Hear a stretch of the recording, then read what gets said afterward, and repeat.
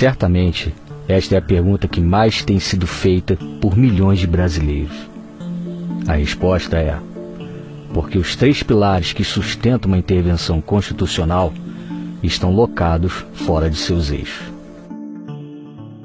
Além de muitos enxergarem a intervenção constitucional como golpe militar, e há um abismo de distância entre um e outro, há um segundo erro gravíssimo de interpretação pela grande maioria das pessoas, adeptas ou não à intervenção, em especial os intervencionistas, a saber, a intervenção constitucional pretendida não é feita pelo comando das Forças Armadas, e sim pelo povo.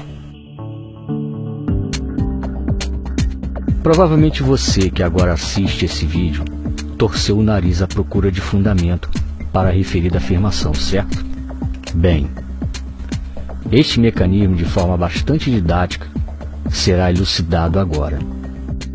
Segundo a Constituição Federal de 1988, que a partir de agora trataremos como CF, em seu artigo 142, há 4 portas, ou podemos chamar de gatilhos, capazes de acionar as Forças Armadas.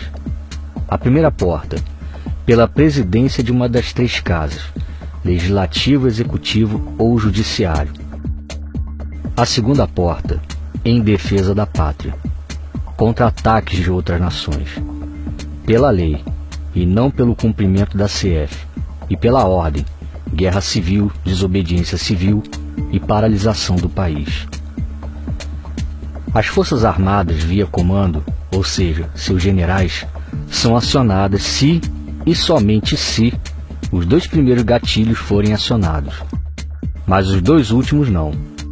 E aqui está o grande erro de interpretação feito pela grande maioria. Eles nunca tomarão a iniciativa, ou não será uma intervenção, e sim um golpe militar. Haja vista que as 3 casas jamais irão acioná-las, e também por não estarmos sob ataque de outros países. Mas o elemento central de uma intervenção está no acionamento justamente das 2 últimas portas, pois somente elas são capazes de iniciar uma intervenção constitucional. Certamente essa elucidação levou você que assiste esse vídeo a outra indagação. Mas como isso na prática é feito? Bem, temos 2 motivos constitucionais em nosso favor. O primeiro é que as 3 casas estão constantemente passando por cima da lei, a CF.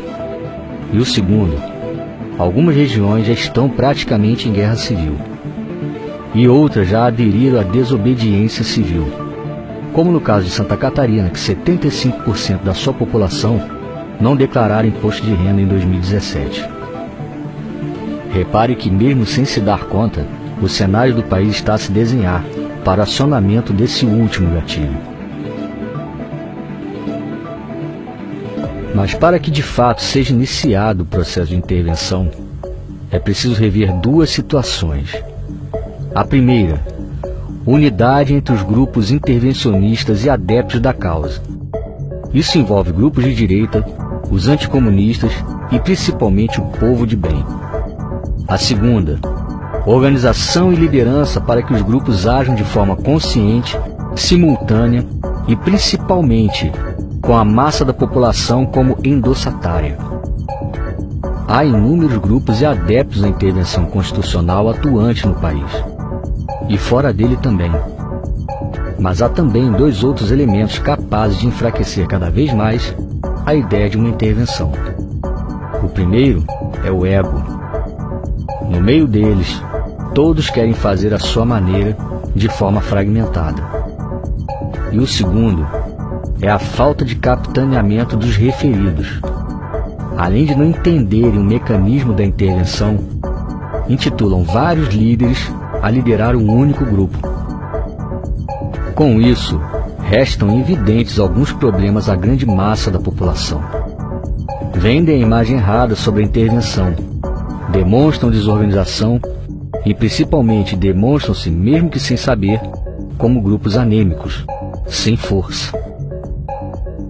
Exemplos clássicos dessa narrativa são pequenos grupos na frente de quartéis, manifestações de forma assíncrona, ideias utópicas de tomar as 3 casas à força, dezenas de grupos virtuais e, principalmente, aqueles que esperam em 2018 que o presidente acione as Forças Armadas.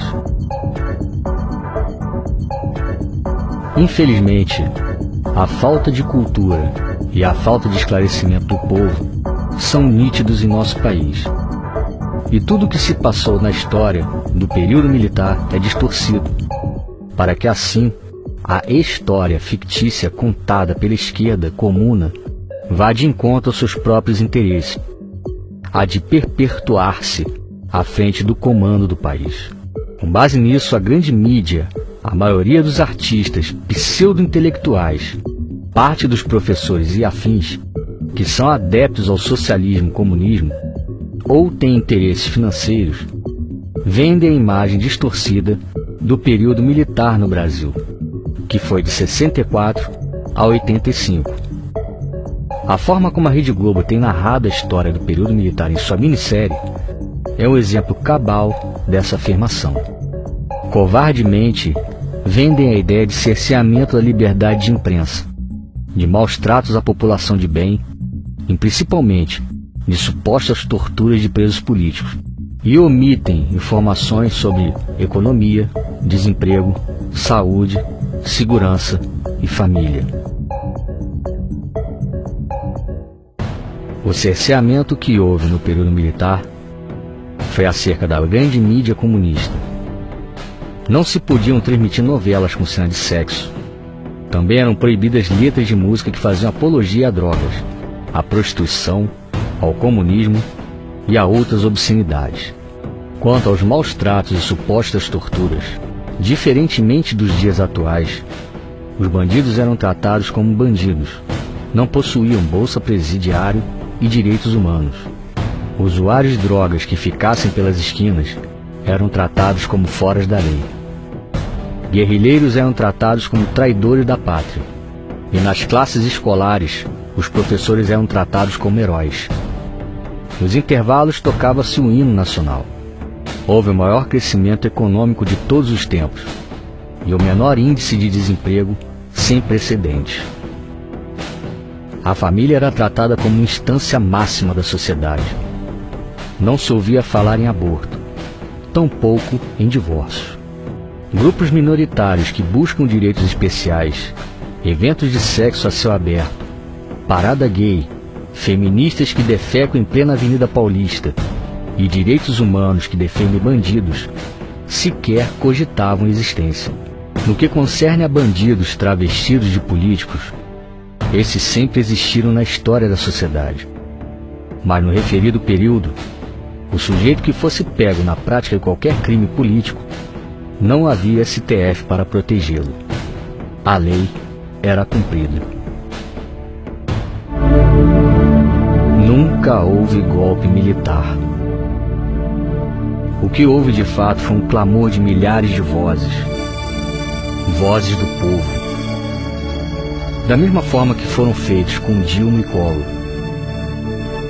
Forçosamente, essas milhares de vozes fizeram o Congresso caçar o até então presidente comunista João Goulart. Quem fez a intervenção de 64 no Brasil foi o povo. Artigo 1º da Constituição Federal. Todo poder emana do povo.